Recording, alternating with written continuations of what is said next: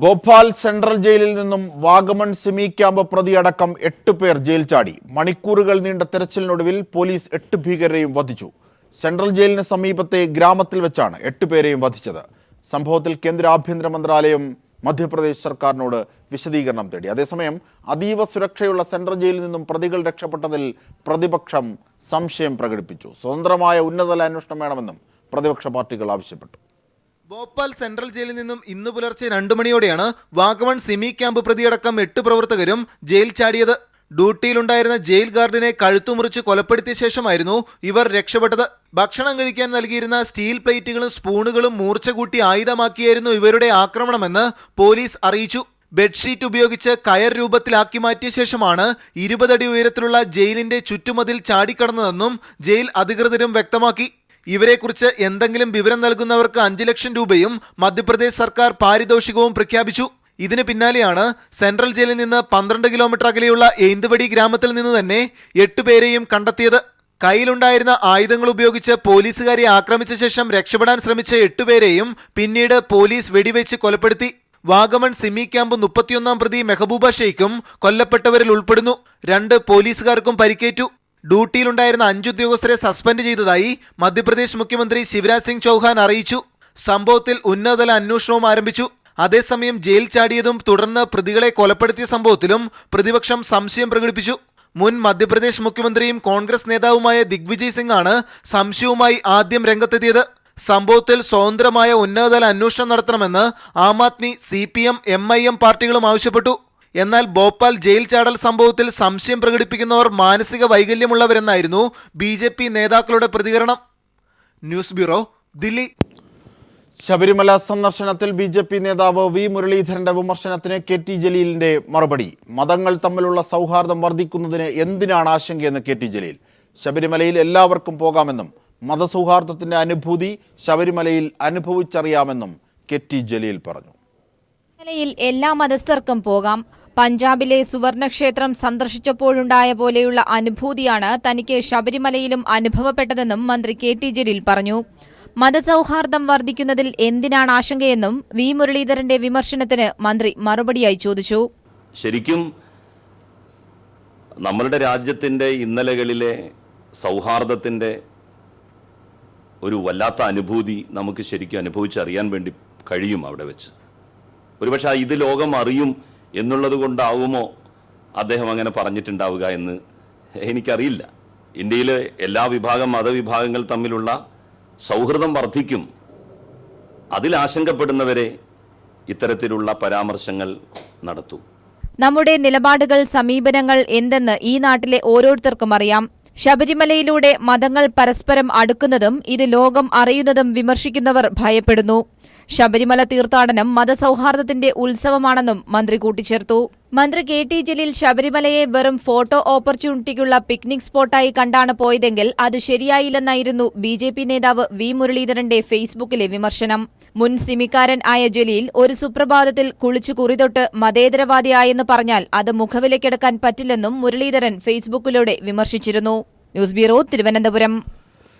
KM അബ്രഹാമിന് എതിരെ AGയുടെ പ്രാഥമിക റിപ്പോർട്ട്. കെൽട്രോൺ ചെയർമാന് വേണ്ടി ചട്ടം മറികടന്ന് ഇടപെട്ടെന്നും വഴിവിട്ട് വൻ ആനുകൂല്യങ്ങൾ കെൽട്രോൺ ചെയർമാന് നൽകിയെന്നും റിപ്പോർട്ട്. ഇതുവഴി 58.4 ലക്ഷം രൂപ സർക്കാർ ഖജനാവിന് നഷ്ടമുണ്ടായതായിട്ടാണ് പ്രാഥമിക റിപ്പോർട്ടിലെ പരാമർശം.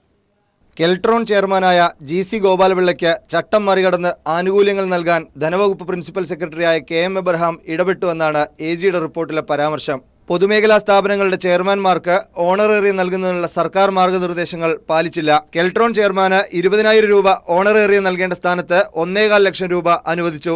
ഇതുവഴി പൊതുഖജനാവിന് 58.4 ലക്ഷം രൂപയുടെ നഷ്ടമുണ്ടാക്കിയതായും AG കണ്ടെത്തിയിട്ടുണ്ട്. ധനവകുപ്പ് ഉദ്യോഗസ്ഥർ എതിർത്തിട്ടും KM അബ്രഹാം ഇടപെട്ട് ഓണറേറിയം വർദ്ധിപ്പിച്ചു നൽകുകയായിരുന്നു. സംസ്ഥാനത്തിന്റെ ഇലക്ട്രോണിക്സ് വികസനത്തിനു വേണ്ടി തയ്യാറാക്കിയ പ്രത്യേക പദ്ധതികളൊന്നും ഈ കാലയളവിൽ നടപ്പിലായില്ലെന്നും റിപ്പോർട്ടിൽ പരാമർശമുണ്ട്. 2016 ഏപ്രിലിൽ തയ്യാറാക്കിയ പ്രാഥമിക റിപ്പോർട്ടിൽ കെൽട്രോണും ധനവകുപ്പും വിശദീകരണം നൽകിയതിനു ശേഷമായിരിക്കും അന്തിമ റിപ്പോർട്ട് തയ്യാറാക്കുക. MR Sajesh, news bureau, Thiruvananthapuram. Tom ജോസിനെതിരെയുള്ള അന്വേഷണ റിപ്പോർട്ട് വിജിലൻസ് ഇന്ന് സർക്കാരിന് കൈമാറിയില്ല. വിശദമായ അന്വേഷണത്തിന് ശേഷം നവംബർ 3-ന് ശേഷമേ റിപ്പോർട്ട് നൽകുകയുള്ളൂ. 3-ന് ഹൈക്കോടതിയിൽ വരുന്ന തനിക്കെതിരായ കേസിന്റെ സത്യവാങ്മൂലം തയ്യാറാക്കുന്നതിന് തിരക്കിലാണ് വിജിലൻസ് ഡയറക്ടർ ജേക്കബ് തോമസ് എന്ന് അദ്ദേഹം പറഞ്ഞു. അതിനുശേഷം റിപ്പോർട്ട് സർക്കാരിന് കൈമാറുമെന്നും അദ്ദേഹം വ്യക്തമാക്കി. തൊഴിൽ വകുപ്പ് അഡീഷണൽ ചീഫ് സെക്രട്ടറി ടോം ജോസിന്റെ അനധികൃത സ്വത്ത് സമ്പാദന കേസിൽ വിജിലൻസിന്റെ റിപ്പോർട്ട് വൈകും. വിശദമായ അന്വേഷണം നടത്തി നവംബർ 3 ശേഷം മാത്രമേ സർക്കാരിന് വിജിലൻസ് റിപ്പോർട്ട് കൈമാറുകയുള്ളൂ. തനിക്കെതിരായ 3 കേസുകളിൽ സത്യവാങ്മൂലം സമർപ്പിക്കുന്നതിന്റെ തിരക്കിലാണെന്നും അതിനുശേഷം മാത്രമേ റിപ്പോർട്ട് സർക്കാരിന് നൽകൂ എന്നും വിജിലൻസ് ഡയറക്ടർ ജേക്കബ് തോമസ് വ്യക്തമാക്കി. ഞാൻ പറഞ്ഞില്ലേ, എനിക്കെതിരെയുള്ള പരാതികൾ ഹൈക്കോടതി കിടക്കുന്ന ഹൈക്കോടതിയിലുള്ള കേസുകൾ കഴിഞ്ഞിട്ടില്ലേ ബാക്കി കാര്യമൊക്കെ ഉള്ളൂ. ഞാൻ ഹൈക്കോടതിയുടെ കാര്യം ഒന്ന് നോക്കട്ടെ, അതിൻ്റെ സ്റ്റേറ്റ്മെൻറ്റ് പ്രിപ്പയർ ചെയ്യുന്ന തിരക്കിലാണ്. അത് കഴിഞ്ഞിട്ട് ബാക്കി നിങ്ങൾ പറഞ്ഞ കാര്യങ്ങളൊക്കെ നോക്കണമെന്നല്ലേ നിങ്ങളൊക്കെ ആഗ്രഹിക്കുന്നത്. Thank you. മഹാരാഷ്ട്രയിലെ സിന്ധുദുർഗിലെ ടോം ജോസിന്റെ എസ്റ്റേറ്റുകളെക്കുറിച്ച് വിശദമായ അന്വേഷണം നടത്താനാണ് വിജിലൻസിന്റെ തീരുമാനം. അതിനുശേഷമാകും അന്തിമ റിപ്പോർട്ട് തയ്യാറാക്കുക. ആഭ്യന്തര വകുപ്പ് അഡീഷണൽ ചീഫ് സെക്രട്ടറി നളിനി നെറ്റോയ്ക്കാണ് റിപ്പോർട്ട് കൈമാറുക. ചീഫ് സെക്രട്ടറി തല ചർച്ചയ്ക്ക് ശേഷമായിരിക്കും ടോം ജോസിനെതിരെയുള്ള സർക്കാർ നടപടിയുണ്ടാവുക. ടോം ജോസിന്റെ സാമ്പത്തിക ഇടപാടുകൾ, വിദേശയാത്ര, ആസ്തി എന്നിവയുടെ വിവരങ്ങൾ ഇതിനോടകം തന്നെ വിജിലൻസ് സംഘം ശേഖരിച്ചു കഴിഞ്ഞു. ബിനാമികളെക്കുറിച്ചുള്ള വിവരങ്ങളും വിജിലൻസിന് ലഭിച്ചു കഴിഞ്ഞു. കഴിഞ്ഞ സർക്കാരിന്റെ കാലത്ത് ടോം ജോസിനെതിരായ ആരോപണങ്ങളിൽ കഴമ്പില്ലെന്ന് കണ്ടെത്തിയിരുന്നു. ഈ സാഹചര്യത്തിലാണ് വിജിലൻസിന്റെ പുതിയ റിപ്പോർട്ട് എത്തുക എന്നതും ശ്രദ്ധേയമാണ്. News bureau, Thiruvananthapuram. Cashew corporation തോട്ടണ്ടി വാങ്ങിയതിൽ അഴിമതി നടന്നുവെന്ന വി.ഡി. സതീശന്റെ ആരോപണത്തെ തള്ളി ഉമ്മൻചാണ്ടി പ്രസിഡന്റായ കേരള കശുവണ്ടി തൊഴിലാളി കോൺഗ്രസ് രംഗത്ത്. കൂടിയ വിലയ്ക്ക് തോട്ടണ്ടി വാങ്ങിയത് തൊഴിൽ നൽകാനാണെങ്കിൽ അതിനോട് യോജിക്കുന്നുവെന്നും തുറന്ന ഫാക്ടറികൾ വീണ്ടും പൂട്ടിക്കാനുള്ള ഗൂഢാലോചന സജീവമാവുകയാണെന്നും ഇതിന്റെ ഭാഗമാണ് ആരോപണങ്ങളെന്നും general secretary Ezhukone Sathyaseelan people ടിവിയോട് പറഞ്ഞു. അത് അഴിമതി ഉണ്ടോ എന്ന് എനിക്ക് പറയാൻ കഴിയുന്നില്ല. അത് പരിശോധിച്ചേ പറയാൻ കഴിയും. താങ്കൾ എങ്ങനെയാണ് കാണുന്നത്? അല്ല, അത് നമ്മളെ സംബന്ധിച്ചിടത്തോളം ജോലി തൊഴിലാളിക്ക് കൊടുക്കാനുള്ള അടിയന്തരമായ നീക്കം ഏതറ്റം വരെ പോയും തൊഴിലാളിയുടെ തൊഴിൽ സംരക്ഷിക്കാനുള്ള നടപടി ഗവൺമെൻറ് സ്വീകരിക്കണം, മാനേജ്മെൻറ്റ് സ്വീകരിക്കണം. ഇതിൻ്റെ കൂടുതൽ വിവരങ്ങളുമായി ഞങ്ങളുടെ പ്രതിനിധി രാജ്കുമാർ ചേരുന്നു. രാജ്കുമാർ, ഇന്നലെ നമ്മളോടടക്കം മന്ത്രി പറഞ്ഞത്, അതായത് മേഴ്സിക്കുട്ടിയമ്മ പറഞ്ഞത്, കശുവണ്ടി മേഖലയിലെ തളർച്ച ഒഴിവാക്കാനുള്ള അടിയന്തര ഇടപെടലാണ് സർക്കാർ എടുത്തതെന്നാണ്. അത് ശരിവെക്കുന്നതാണോ കോൺഗ്രസ് അനുകൂല സംഘടനയുടെയും പ്രതികരണം? എന്തൊക്കെയാണ് സത്യശീലൻ പറഞ്ഞത്? അജിംഷാദ്, ഇതില് ഏറ്റവും ശ്രദ്ധേയമായ കാര്യം, ഉമ്മൻചാണ്ടി പ്രസിഡന്റ് ആയിട്ടുള്ള കേരള കശുവണ്ടി തൊഴിലാളി കോൺഗ്രസിന്റെ ആ സംഘടനയുടെ ജനറൽ സെക്രട്ടറിയാണ് എഴുകോൺ സത്യശീലൻ. മുൻ DCC പ്രസിഡന്റ്, കൊല്ലം DCC പ്രസിഡന്റ് കൂടിയായിരുന്നു എഴുകോൺ സത്യശീലൻ. അദ്ദേഹം തന്നെയാണ് ശക്തമായ ഇതിൽ അവരുടെ സംഘടനയുടെ അഭിപ്രായം രേഖപ്പെടുത്തി ഇപ്പോൾ രംഗത്തെത്തിയിരിക്കുന്നത്. വി.ഡി. സതീശൻ നിയമസഭയിൽ ഉന്നയിച്ച തോട്ടണ്ടി ഇറക്കുമതിയെ ബന്ധപ്പെട്ട അഴിമതി ആരോപണം അദ്ദേഹം തള്ളുകയാണ് ഉണ്ടായത്. അഴിമതി നടന്നു എന്ന് തങ്ങൾ കരുതുന്നില്ല. എന്തായാലും അങ്ങനെ എന്തെങ്കിലും വലിയ വിലയ്ക്ക് തോട്ടണ്ടി വാങ്ങിയിട്ടുണ്ടെങ്കിൽ അത് സർക്കാർ പരിശോധിക്കട്ടെ എന്നതായിരുന്നു അദ്ദേഹത്തിന്റെ വ്യക്തമായ അഭിപ്രായം. എന്നാൽ അതിൽ അദ്ദേഹം ഊന്നി പറഞ്ഞത്, നേരത്തെ അജിംഷാദ് സൂചിപ്പിച്ചതുപോലെ തന്നെ, ഈ ഫാക്ടറികൾ തുറന്ന നാൾ മുതൽ തന്നെ, അല്ലെങ്കിൽ സർക്കാർ തുറക്കാനുള്ള ശ്രമങ്ങളെ മുഴുവനും വെക്കുന്നതിനും ഇപ്പോൾ തുറന്ന ഫാക്ടറികൾ പൂട്ടിക്കാൻ വേണ്ടിയുള്ള ബോധപൂർവമായ ശ്രമങ്ങൾ തെറ്റിദ്ധാരണ പരത്തിക്കൊണ്ട് ചില സ്വകാര്യ കശുവണ്ടി ഫാക്ടറി ഉടമകൾ രംഗത്തുണ്ട്. ആ ലോബി മുമ്പും ശക്തമായിരുന്നു, തങ്ങളുടെ ഭരണകാലത്തും ശക്തമായിരുന്നു, ഇപ്പോഴും അത് തുടരുകയാണ്. അതുകൊണ്ട് അക്കാര്യങ്ങളിൽ സംസ്ഥാന സർക്കാരും അതുപോലെ കാഷ്യൂ കോർപ്പറേഷന്റെ മാനേജ്മെന്റും ഇതിൽ ജാഗ്രത പാലിക്കണം എന്നുള്ളതാണ് എഴുകോൺ സത്യശീലൻ മുന്നോട്ട് വെക്കുന്ന നിർദ്ദേശം. അത്തരം ആരോപണങ്ങൾ ആ ഗൂഢാലോചനയുടെ ഭാഗമായിരിക്കാം എന്ന് അദ്ദേഹം സംശയം രേഖപ്പെടുത്തിയിട്ടുണ്ട്. വി.ഡി. സതീശനുള്ള മുന്നറിയിപ്പ് കൂടിയായിരുന്നു ഈ എഴുകോൺ സത്യശീലന്റെ ഈ ആരോപണത്തോടെ ഇപ്പോൾ മറനീക്കി പുറത്തു വന്നിരിക്കുന്നത്. അഴിമതിക്കെതിരെ വിട്ടുവീഴ്ചയില്ലാത്ത സമീപനമാണുള്ളതെന്ന് മുഖ്യമന്ത്രി പിണറായി വിജയൻ. ഗുണ്ടാ സംഘങ്ങൾക്കെതിരെ ശക്തമായ നടപടി സ്വീകരിക്കുമെന്നും അദ്ദേഹം പറഞ്ഞു. തൃശൂർ പോലീസ് അക്കാദമിയിലെ പാസിംഗ് ഔട്ട് പരേഡിൽ സംസാരിക്കുകയായിരുന്നു പിണറായി. അഴിമതി നിർമ്മാർജ്ജനം ചെയ്യുന്നതിന് വേണ്ടി നടത്തുന്ന പ്രവർത്തനം, ആ പ്രവർത്തനങ്ങൾ ശരിയായ രീതിയിൽ നടത്തുമ്പോൾ അതിനെ തെറ്റായി ചിത്രീകരിക്കാൻ പറ്റുന്ന തരത്തിലുള്ള ഏതെങ്കിലും നീക്കം ഏതെങ്കിലും ഭാഗത്ത് നിന്നുണ്ടായാൽ അത് അഴിമതിയെ സംരക്ഷിക്കാനുള്ള നീക്കമായിട്ട് മാത്രമേ കണക്കാക്കാനാവൂ. അഴിമതിയുടെ ഭാഗമായി നിലകൊള്ളുന്നവരോട് ഒരിക്കലും സർക്കാർ മൃദു സമീപനം സ്വീകരിക്കില്ല. സ്വൈര ജീവിതത്തിന് ഭംഗം വരുത്തുന്ന ഗുണ്ടാ സംഘങ്ങൾ നമ്മുടെ നാട്ടിലുണ്ട്. ഇവയെല്ലാം അമർച്ച ചെയ്യുന്നതിനുള്ള ശക്തമായ നടപടികൾ പോലീസ് സേന ആരംഭിച്ചു കഴിഞ്ഞിട്ടുണ്ട്. കേരളപ്പിറവിയുടെ 60-ാം വാർഷികം വിപുലമായി ആഘോഷിക്കാൻ സർക്കാർ. സംസ്ഥാനത്തിന്റെ സമഗ്ര മാറ്റം ലക്ഷ്യമിടുന്ന 4 പുതിയ പദ്ധതികൾ നാളെ ഉദ്ഘാടനം ചെയ്യും. ഒരു വർഷം നീണ്ടു നിൽക്കുന്ന വജ്രകേരളം പരിപാടിയുടെ സംസ്ഥാനതല ഉദ്ഘാടനവും നാളെ നിയമസഭാ അങ്കണത്തിൽ നടക്കും. കേരളപ്പിറവിയുടെ 60-ാം വാർഷികത്തോടനുബന്ധിച്ച് വജ്രകേരളം എന്ന പേരിൽ ഒരു വർഷം നീണ്ടു നിൽക്കുന്ന ആഘോഷ പരിപാടികളാണ് സർക്കാർ സംഘടിപ്പിക്കുന്നത്. പരിപാടിയുടെ സംസ്ഥാനതല ഉദ്ഘാടനം നിയമസഭാംഗണത്തിൽ മുഖ്യമന്ത്രി പിണറായി വിജയൻ നിർവഹിക്കും. തുടർന്ന് കേരളത്തിന്റെ സമഗ്ര വികസനത്തിനായുള്ള 4 പദ്ധതികൾക്ക് തുടക്കമിടും. മാലിന്യ സംസ്കരണവും കൃഷി വികസനവും ലക്ഷ്യമിടുന്ന ഹരിത കേരളം പദ്ധതി, മിതമായ നിരക്കിൽ മികച്ച ചികിത്സാ സൗകര്യങ്ങൾ ലഭ്യമാക്കാനുള്ള ആർദ്രം പദ്ധതി, ഉയർന്ന ജീവിത സൗകര്യവും ജീവനോപാധിയും ഉറപ്പാക്കുന്ന സമ്പൂർണ്ണ പാർപ്പിട പദ്ധതിയായ ലൈഫ്, കുട്ടികളുടെ കഴിവുകളെ അടിസ്ഥാനമാക്കി പഠനരീതി ഉടച്ചുവാർക്കുന്ന സമഗ്ര വിദ്യാഭ്യാസ പദ്ധതിയായ പൊതുവിദ്യാഭ്യാസ സംരക്ഷണ യജ്ഞം എന്നിവയാണ് സർക്കാരിന്റെ കേരളപ്പിറവി സമ്മാനങ്ങൾ. കേരളപ്പിറവിയോടനുബന്ധിച്ച് രാവിലെ 9-ന് തുടങ്ങുന്ന നിയമസഭയുടെ പ്രത്യേക സമ്മേളനം കക്ഷി നേതാക്കളുടെ പ്രസംഗത്തിന് ശേഷം പിരിയും. പിന്നീട് നിയമസഭാംഗണത്തിൽ നടക്കുന്ന സമ്മേളനത്തിൽ സംസ്ഥാന മന്ത്രിമാർ, മുൻ മുഖ്യമന്ത്രിമാർ, മുൻ സ്പീക്കർമാർ, രാഷ്ട്രീയ കക്ഷി നേതാക്കൾ, വിവിധ രംഗങ്ങളിലെ പ്രമുഖർ തുടങ്ങിയവർ പങ്കെടുക്കും.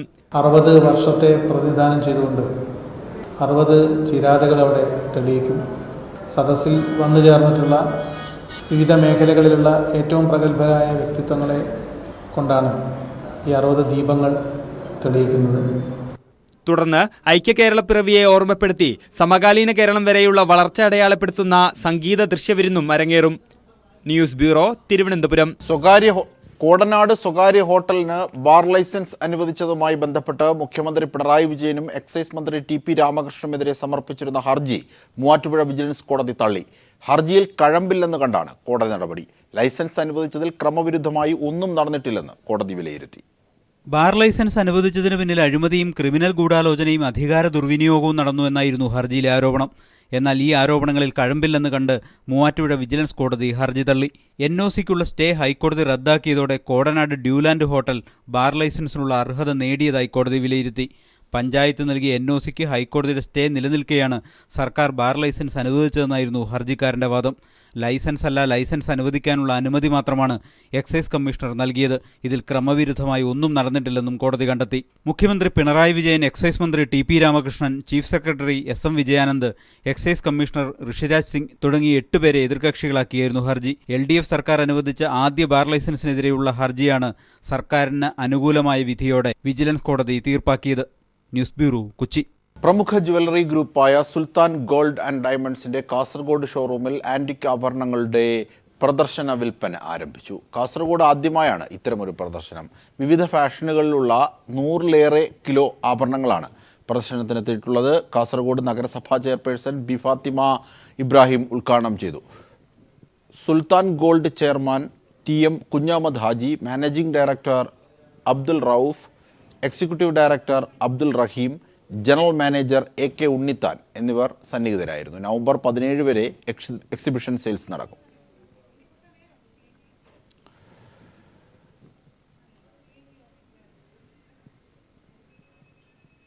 CITU സംസ്ഥാന ജനറൽ സെക്രട്ടറിയായി എളമരം കരീമും പ്രസിഡന്റായി ആനത്തലവട്ടം ആനന്ദനും തുടരും. P. നന്ദകുമാറാണ് പുതിയ ഖജാൻജി. 30 അംഗ എക്സിക്യൂട്ടീവിൽ 8 പുതുമുഖങ്ങളെയും ഉൾപ്പെടുത്തി. ഐക്യകണ്ഠേനയായിരുന്നു തെരഞ്ഞെടുപ്പ്. 2ാം തവണയാണ് എളമരം കരീമും ആനത്തലവട്ടം ആനന്ദനും CITUവിന്റെ നേതൃത്വസ്ഥാനത്തെത്തുന്നത്. അഖിലേന്ത്യാ സെക്രട്ടറിയായി പ്രവർത്തിച്ചു വന്ന P. നന്ദകുമാറാണ് പുതിയ ട്രഷറർ.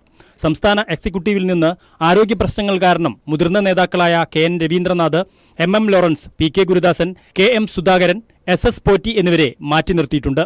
ഇവരെ ക്ഷണിതാക്കളായി ഉൾപ്പെടുത്തിയിട്ടുണ്ട്. 442 അംഗ കൗൺസിലും രൂപീകരിച്ചു. ഇതിൽ 20% സ്ത്രീകളാണ്. 32 പ്രമേയങ്ങൾ സമ്മേളനം അംഗീകരിച്ചു. 30 ഭാരവാഹികളാണ് CITUവിൻ്റെ സംസ്ഥാന കമ്മിറ്റിക്കുള്ളത്. കമ്മിറ്റിയുടെ പ്രസിഡന്റായി സഖാവ് ആനത്തലവട്ടം ആനന്ദൻ, ജനറൽ സെക്രട്ടറിയായി എളമരം കരീം, ഖജാൻജിയായി P. നന്ദകുമാർ. KSRTCയെയും കേന്ദ്ര പൊതുമേഖലാ സ്ഥാപനങ്ങളെയും സംരക്ഷിക്കണമെന്ന് സമ്മേളനം ആവശ്യപ്പെട്ടു. കാർഷിക മേഖല സംരക്ഷിക്കാൻ കേന്ദ്ര സംസ്ഥാന സർക്കാരുകൾ നടപടിയെടുക്കണം. കേന്ദ്ര മോട്ടോർ വാഹന ഭേദഗതി നിയമത്തെ എതിർക്കുമെന്നും CITU നേതാക്കൾ അറിയിച്ചു. ഭൂരിപക്ഷം തൊഴിലാളികളുടെയും സംഘടനയായി CITUവിനെ മാറ്റാൻ ആവശ്യമായ പ്രവർത്തനങ്ങൾ വരും നാളുകളിൽ ഏറ്റെടുക്കാനും സമ്മേളനം തീരുമാനിച്ചു. News bureau, Palakkad. ഭവനരഹിതർക്ക് ഭവന സമുച്ചയങ്ങൾ നിർമ്മിക്കുമെന്ന് മുഖ്യമന്ത്രി പിണറായി വിജയൻ. ഇതിനായി സർക്കാർ ഫണ്ട് കൂടാതെ മറ്റു മാർഗങ്ങളും ഉപയോഗപ്പെടുത്തുമെന്നും മുഖ്യമന്ത്രി പറഞ്ഞു. പാലക്കാട് CITU സമാപന സമ്മേളനം ഉദ്ഘാടനം ചെയ്യുകയായിരുന്നു പിണറായി. ഒരു സാമൂഹ്യ സുരക്ഷാ ഘടകം ഇതിനകത്തുണ്ട്. ആ വീട്ടിൽ താമസിക്കുന്ന ഓരോ ആൾക്ക് തൊഴിൽ കൊടുക്കുന്ന നിലയുണ്ടാവും. അതിന് പ്രത്യേകമായ ഒരു സംവിധാനം ഒരുക്കും. അവിടെയുള്ള പ്രായമായവർക്ക് പ്രത്യേക സംരക്ഷണത്തിനുള്ള സംവിധാനമുണ്ടാവും. അവിടെ രോഗികളായിട്ടുള്ളവർക്ക് പ്രത്യേക പാലിയേറ്റീവ് കെയർ സംവിധാനമുണ്ടാവും. കുട്ടികൾക്ക് പഠിക്കാനുള്ള പഠന മുറികളുണ്ടാവും. അതോടൊപ്പം കമ്പ്യൂട്ടർ മുറികളുണ്ടാവും. പിന്നോക്കം പോകുന്ന കുട്ടികളെ ശരിയായ രീതിയിൽ താങ്ങു കൊടുക്കുന്നതിനാവശ്യമായ സംവിധാനങ്ങൾ ഒരുക്കും. ഇതിനെല്ലാം ഉതകുന്ന പ്രവർത്തനമാണ് സംഘടിപ്പിക്കാൻ ഉദ്ദേശിക്കുന്നത്. അതിന് വിവിധ തരത്തിലുള്ള ഫണ്ടുകൾ ഉപയോഗിക്കുകയും ചെയ്യും. എല്ലാം സർക്കാർ ഫണ്ടായിരിക്കില്ല. ഇത്തരം കാര്യങ്ങളിൽ സഹായിക്കാൻ സന്നദ്ധതയുള്ള വ്യക്തികൾ, സംഘടനകൾ, പ്രസ്ഥാനങ്ങൾ പലതരത്തിലുള്ളവരുണ്ട്. അവരുടെ എല്ലാം സഹായം ഇക്കാര്യത്തിൽ സ്വീകരിക്കുകയും ചെയ്യും. ഇങ്ങനെയെല്ലാമുള്ള നടപടികളാണ് സർക്കാർ ഉദ്ദേശിക്കുന്നത്.